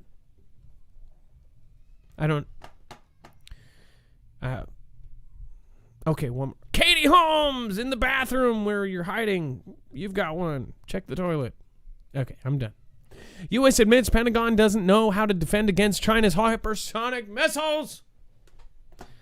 Well, no smack. Dex, I mean... That's what we said, right? We called it when we were talking about this, when we did the special. So if you didn't see it, go back and watch part 1. It was, Monday? So it's a couple days ago, a couple shows ago. We talked about this FOB system, which is Adam mentioned it goes all the way around the globe, but it's basically, it looks more like a space launch, right? Like it's a rocket going into space, but then it comes around the southern end of the globe so that it can then be undetected. And then from that point, it could either A, launch an EMP in the atmosphere, or B, in this case, with a hyperglide ship on it, it's able to then come in towards a target at a hypersonic speed and be maneuverable. In other words, it can zigzag, fly around, change direction very quickly while doing like Mach 5. And being able to do that means it's basically A, undetectable, and B, you can't shoot it down because you don't have the ability to target something that's making those kind of maneuvers, right? So the big deal is you can't detect when it's going up, and you can't detect how it's coming in because it's coming in from the South Pole, and then B, it's coming in so fast at Mach 5. That's why they're basically saying, yeah, we don't know how to defend against this, which we said they didn't. So if that, I mean, the only thing that would be protecting us is the kind of mutually assured destruction. But if they can hit us before we even know it and before we can hit the launch button, then what does that tell you? Or if they can hit us and we don't know it was them, then we are sitting there trying to figure out what to do and we don't know who to attack. That's a big deal too. Yeah, because conventionally, ICBMs, they have this nice big arc. I mean, don't get me wrong. They don't come over on the slow boat from China, so to speak, right? They come over pretty fast, but you can detect the launch, and the whole way throughout its progress, you can measure the time, how long it's going to be, you can sort of see it coming. It's still fast, but it's fast enough to be able to react to, and it follows an arc, and it doesn't really veer off too much from that. Yeah, so when it goes up, they try to defend it with whoosh, and hit it in the middle. With this goes around us, around the back, and then comes up, and it's going so fast, there's virtually nothing we can do. They've now like admitted a sneak attack. Exactly. They're coming from your 6, right? So there's virtually nothing we can do. We've also covered just in the last week and how all of this stuff might happen from down south. There's no defenses. We were looking the wrong way. Now there's systems in place that, I mean, they may be able to flank us. This is not a good development to have happen. Now, there was one thing I almost forgot here. The comment that was said. So somebody said, and this is no offense to the person who said this. I am not calling you a liar. I am asking for more details. So I put on Twitter, I said that nothing leaves, and we actually have confirmation. In fact, this article and others. Now we have at least 6 different media sources saying that basically virtually nothing is leaving Gangzhou or whatever that main port. And then, but they said Shenzhen, right? I believe it's on both. Shenzhen and Gangzhou, virtually nothing is leaving. Now, what this person said on Twitter is they said that they, on the 7th, ordered something on October 7th from China. On the 8th, it was travel, and they got it to their office on the 9th. They didn't say what country they're in. Well, that's also because it's probably air flight. I ordered, I ordered a phone. I got a new phone, and it came from China, but it went UPS air. Well, I was thinking even if it goes air, it would have to still go through customs on their end and our end, or whatever country it's going to. Right. But that's not going to have anything to do with the ports or those boats. So they were saying, like, so I'm assuming they went air. They're saying, no, I got something from China. I got it in 2 days. Or I think 3 days, technically. The 7th, 8th, and then 9th is when they got it at their office. But there's no way. There's no boat that gets from China to the U.S. in 2 days and gets you your stuff through customs and all that. So you got a flight. As far as the boats, they have not left port. And they're backing this up with sources. So I guess people are still thinking like, oh, everything's fine. Again, also a flight, the shipping like that is extremely expensive. There's a reason why people pool together to do ship cargo containers from China. It's expensive. Dex, have you ever had something overnighted from China? No, other than, getting a new phone. When I get an Apple phone, they always ship from China. I'm sure the other phones ship from there too. So it took it about 4 days, I think, from the time I saw the tracking, maybe like a day in China and a couple days to clear customs and get into America. Well, that's and then get delivered. I was thinking that just the customs process alone would take as long as he said that the whole thing was done in. So and by the way, when you order stuff, when you think it's made in China or whatever, it could be in a United States facility.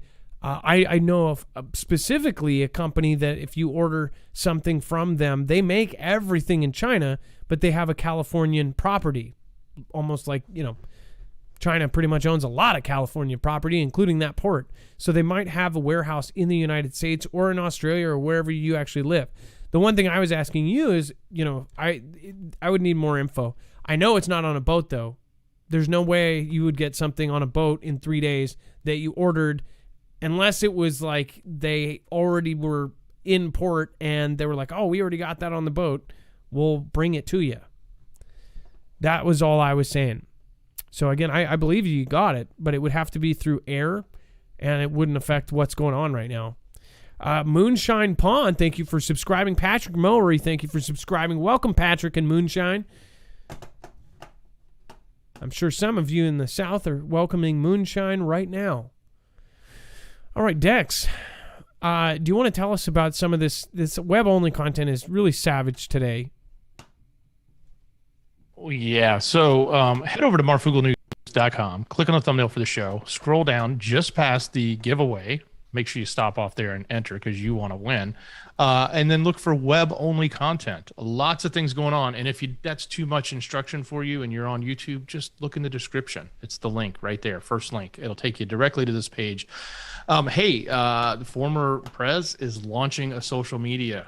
We've heard this rumor. We thought it was going to be this network or that network or using this other network. Well, apparently there's a big announcement, and it includes a public company that's going public. So take a look. That announcement's there if you want to know what they're doing.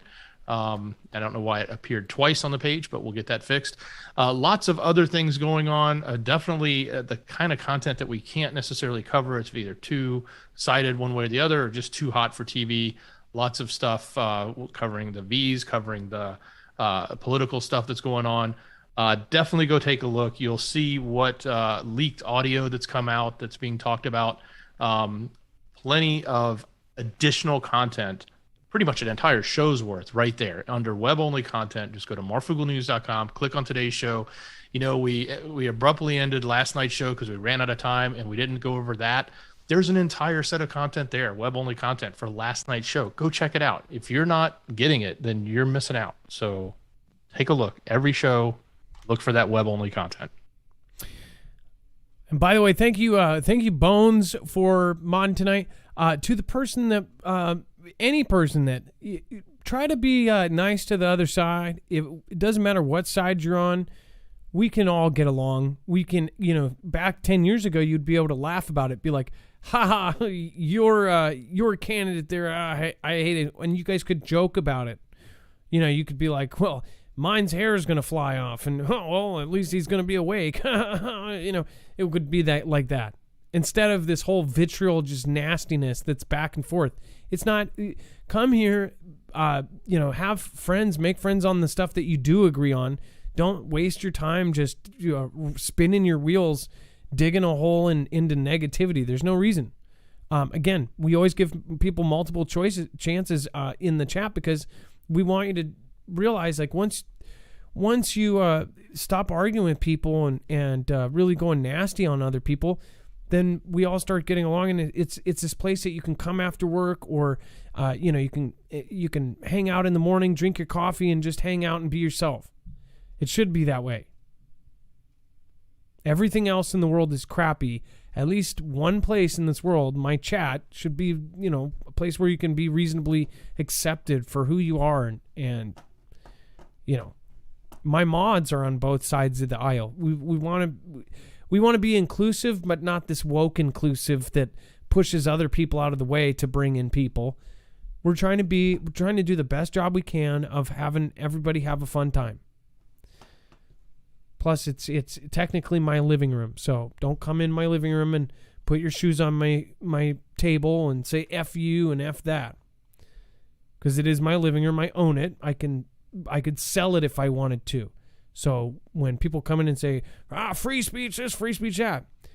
Free speech has been an illusion for a few years now. But again, I totally encourage people to do free speech. Do it, out on the street corner. But don't do it inside my house. If you came in my house with a poster, I'd say, this is my effing house. Go out to the corner. Don't do it in my house. Physically in my house. I own this house. Please go outside and do that. You're welcome to it. There is no freedom of speech in other people's houses. It's either you're in their house or you're not in their house. Thank you, Bones, and thank you all of the other mods. Thank you, everybody that's been here today. Thank you for the folks that went over to PayPal during the show. Deborah E., thank you so much. Again, last show, Bill S. says, appreciate your efforts, Bill from Pittsburgh. Thank you. Again, remember, if you do it today, I will shout you out tomorrow. Deborah S. says, stay strong. Thank you so much for the $5 PayPal over there. Thank you. And then if you do go over to the website, you'll be able to see that all of the ways to support are there. Again, that helps Dex as well. That's a big part of how Dex makes his living as well. So thank you guys that support us. It is a two-man team, so thank you. And everybody go ahead. Yeah, real quick. I got to tell everybody thank you for the prayers. Everybody's asking me about my wife, and I just wanted to give a quick update. And thanks for all the prayers. So far, she doesn't need surgery, but she is it's still on lookout for the next 4 weeks. And for those of you who don't know, she broke her leg or ankle. 2 places. And in 2 different places. It looked really bad. And it's sort of like a miracle that she doesn't need surgery at the moment, and they're watching it. So, well, I still don't know. They don't know yet. Yeah, we don't know yet, but for the most part, they think that it will heal on its own. So thanks for all the prayers, because I know a lot of people were asking me about it, and a lot of people were praying. So much appreciated. Well, and the other thing is we don't work for a corporation. We don't have corporate insurance and stuff. So if Dex or Dex's wife or myself or my wife or my kids or anybody, if we have a hospital trip, it can totally screw us.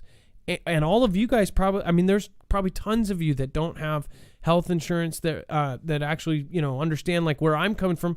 If I hit the ER, it's thousands of dollars I don't have. So, especially this is so stupid. I've been looking into it too, especially Dex was telling me about how he was looking into how much it would cost if there was surgery involved. What was it, Dex? $150 per minute? Yeah, in OR time it's ridiculous what they charge. But if she has to have surgery, it's going to be, probably $20,000 or more just for an ankle surgery. That's insane to me. It's out of pocket.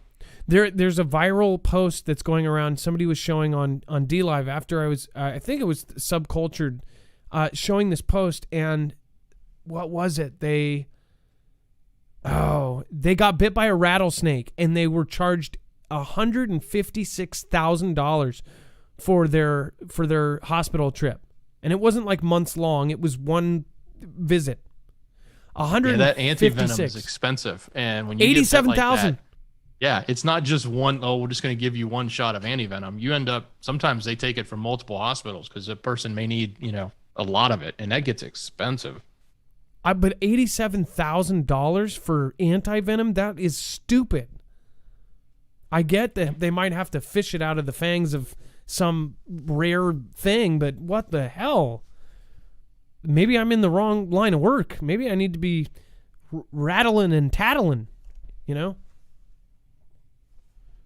I heard a heart surgery was like $350,000. So. That's actually less than I would think. I would think it's $1 million when if you cut your finger off, it's $30,000. Well, and that was like 10 years ago. It's probably $60,000, $80,000. Yeah. By the way, Joseph Candela, thank you for your support of the show tonight. Mama Bear D, thank you for subscribing. And then Dex, how much time do we have left? We got like about 5-10 minutes. 5 minutes, actually. It just came out. Well, thank you guys. I appreciate everybody that came in tonight. Thank you, everybody over on D Live. D Frustrated, Respiratory Jane, Lisa K23 said that Shatner said the coming catastrophic event. He seems to know. That's right. I think he does. And then Ski Ball, thank you for the multiple diamonds over there. D Frustrated, again, just going nuts with diamonds over there. Truth Telling, Fools, love you, family. No IVF. And then Nomad02, thanks again for your massive support. In fact, I believe, let's just make sure here. I believe, Nomad, you are our top supporter tonight. Thank you for being on the top of that list tonight. And then Defrustrated, it looks like so far is number 2. And then Straight to Jesus was number 3 supporter. Over on YouTube, I believe that we had a tie for top supporter tonight. Joseph Candela and Seth Covington. And then I believe Project Exodus and Bible Talk for Common People. Thank you guys. Dex, thank you for all your service tonight. Thank you for everything you do, and thank you for who you are.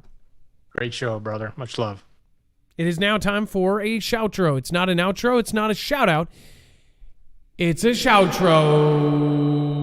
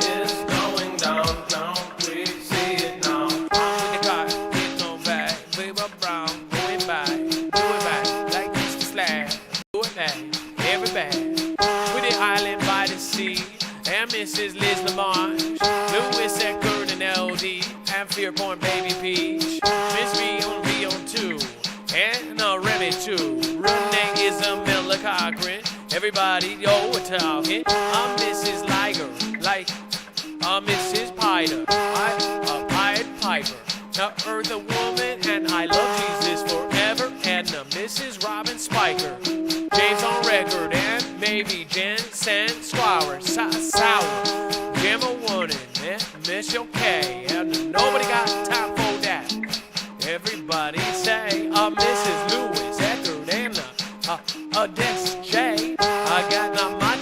to the sky and Mrs. Bay. Cut the bullshit and the Joe that you know. Glenda Turner and Lisa are all that I know. Crazy Kai, OTTCG, and everybody knows. Deborah Collins and everybody's close.